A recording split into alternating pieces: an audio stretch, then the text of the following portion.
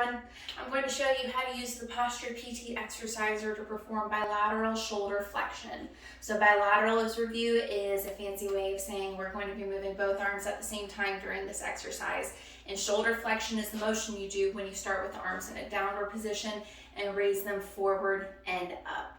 So as you can see, I already have my PosturePT exerciser positioned in my door hinge here, looped through my door anchor. So I'm trying to keep an even amount of band situated. That's how you'll know where to position it through the loop in the door anchor here.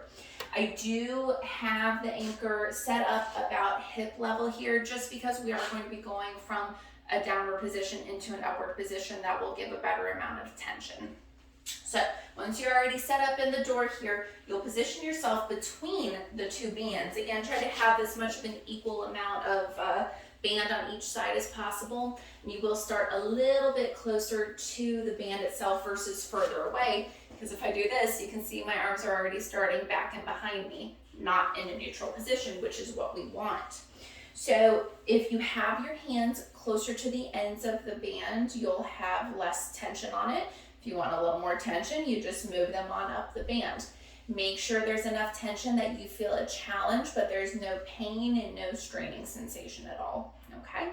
So, good posture to begin with. Shoulders pulled down and back. Palms are facing the thighs as your arms are resting by your side, which will then make the thumbs point forward. So we're in a more neutral alignment to begin with, okay?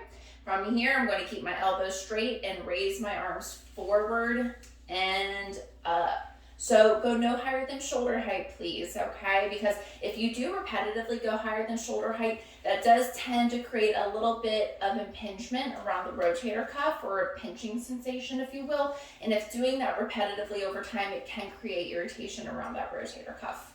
Now, you do not have to go this high even. Let's say it starts getting uncomfortable. Keep it lower. Keep it at a range that just feels tolerable for you. You're still working the shoulder flexors no matter what, but I want to make sure you're keeping good body mechanics and a good upright alignment here. So if you'll practice that for about 10 repetitions, take a break, and then repeat for a second set. You can always increase those numbers or lower them depending on how you feel like you're doing with the exercise. But as always, no pain, no discomfort. Okay? Enjoy.